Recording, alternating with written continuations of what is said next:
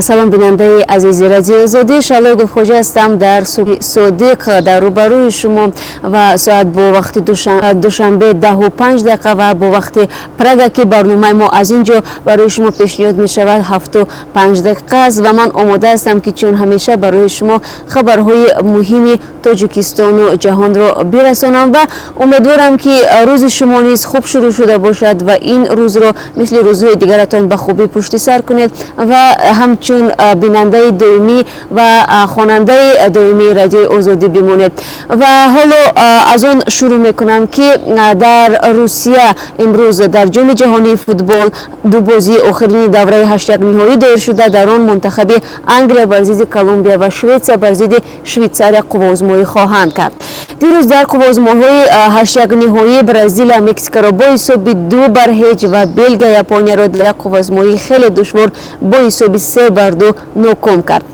و بعد از بازی‌های امروزه اشتراکچیان جام جهانی 2 روز استراحت میکنند و روز جمعه 6 ایول اوروگوئه با فرانسه و برزیل با بلژیک و روز شنبه 7 ایول روسیه با خرواتیا و دسته‌های پیروز قوازمایی امروزه روبرو شده برای 4 خط بازی‌های نیم فینالی تلاش خواهند کرد. باید گفت که در قوازمایی دیروزه برزیل و مکزیک استوره فوتبال برزیلی نیمار فوتبالباز بهترین در این بازی شناخته شد، ولی در رسانه‌های جهانی و شبکه‌های اجتماعی افتیدن‌ها و آهوی بعضاً به اساس این ستاره باعث شدیدترین تنقید شده است و شاید شما نیز این تنقیدها را به مثل ما دیده باشید.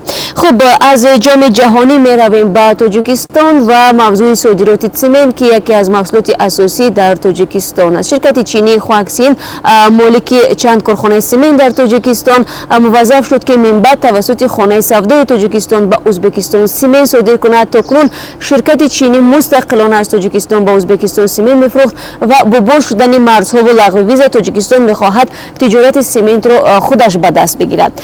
انتظار می‌رود تا پایان سال تاجیکستان به این کشور 1 میلیون تن سمنت صادرات کند. امروخان غنیف دیرکتور خانه سودای تاجیکستان گفت که آنها از همه شرکت‌ها طلب کردند که فروش سمنت را توسط خانه سودا برآورند. شرکت خواکسین برخلاف خواهش کارشریک شرکت غیور خود سمنت را صادر کرده فایده می‌گیرد. اما با استفاده از خوب شدن روابط تاجیکستان و ازبکستان شرکت غیور اکنون می‌خواهد خودش صادرات سمنت را به راه ماند و از آن فایده بگیرد. غنیف همچنین افزود صادرات سمنت با باز شدن مرزها در سال جاری به ازبکستان اوج گرفت و تا پایان سال میزان صادرات آن از 500,000 تن بیشتر خواهد شد. این زمان تاجیکستان توسط این خانه سودا در توشکند به ازبکستان تنها مسائل ساختمانی صادرات میکند. غنیف گفت این زمان نامگوی مسائل صادراتی تاجیکستان به همسایه کشور سمنت، گچ، کچکارتون، آهنگسنگ و دیگر مسائل ساختمانی عبارتند. خب بیشتر سرمایه‌گذاری‌های مستقیم خارجی به اقتصاد تاجیکستان از چین می آید و این کشور همچنان قرضینده از همه بزرگ تاجیکستان است. قرض تاجیکستان از چین به 1.2 میلیارد دلار می رسد. چین به حدود 5 کن طلای تاجیکستان اکثر کارخانه های سمنت ساحه متال های رنگه سرمایه گذاری می کند. و یک خبری جالب دیگر این است که مقامات حفظ محیط زیست در تاجیکستان یک بلاگر جوان را در تبلیغ شکاری غیر قانونی کاپ با استفاده از تلفن موبیل متهم می کند. شمس‌الدین رحیم سردار ریاست بازرسی دولتی حفظ محیط زیست ولایت ختلان به رادیو آزادی گفت که از ویدیو شکاری غیر مقرری کاپ آگاه هستند و به بخش‌های خود در نواحی سفارش دادند تا این جوان را پیدا کنند.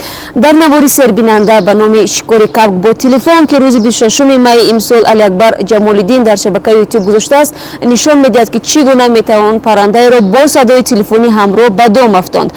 نوار تقریباً 150,000 مرتبه تماشا کردند. علی اکبر جمال‌الدین صدای کاپ را از تلفنی همراهش بلند میکند و تلفن را زیر علف و اطراف دام میگذارد.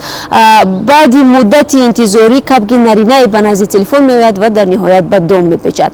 علی اکبر جمال‌الدین روز 2 ایول در صحبت با رادیو آزادی گفت که در واقع ویدیو از اوست و در قلمرو نویای دوستی و یا جیلیکولی سابق ثبت شده است. او گفت خوب میبود اگر کاپ گش را سر میداد ولی این کارو نکرد. شمس‌الدین رحیم سردار ریاست بازرسی دولتی حفظ محیط زیست ولایت ختلان گفت که هر گونه شکاری غیر قانونی در تاجیکستان ممنوع است و جمله برای شکاری کب 100 سومانی جریمه تعیین شده است و بر اساس قانون در تاجیکستان شکار به آنها اجازه داده شده است که شهادتنامه دارند و قبل از شکار جانور و یا پرنده پول معینی به بودجه دولت می‌سپارند. و یک خبر مهم جهانی این است که شب گذشته در سراسر آذربایجان تامین نیروی برق قطع شد. تاکنون تامین نیروی برق پورا برقرار نشده است در این کشور و مقامات میگن سبب این حالت ترکیشی است که در نیروگاه تولیدی نیروی برق واقع در شهر شمالی مینگاچیوی رخ داد. دفتر مطبوعاتی پرزیدنت آذربایجان ابراز داشته است که هوای فوق‌العاده گرم باعث شد که مردم به استفاده کانسنرها رو آورند. در نتیجه استفاده نیرو به قدر قابل ملاحظه افزایش یافته باعث صدمه شده است.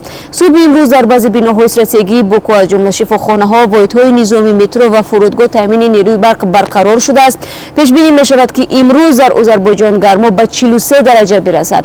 همین گونه فردا نیز هوای گرم پیش بینی می‌شود و کارشناسان تخمین می‌کنند که مسئله برق در آذربایجان باز هم پیچیده‌تر خواهد شد. و در دوشنبه هم امروز به گفته ساکنان هوا ابری است و به قبل خاک بارش است و توصیه داده می‌شود که در چنین هوا مردم بیشتر در خانه‌ها باشند چون که به سلامتی ضرر دارد. و با امید آنکه سلامتی شما همیشه خوب باشد و با برنامه‌های رادیو آزادی بمانید، من شما را بعد از 3 ساعت در معرفی سرخط خبرهای مهم انتظارم.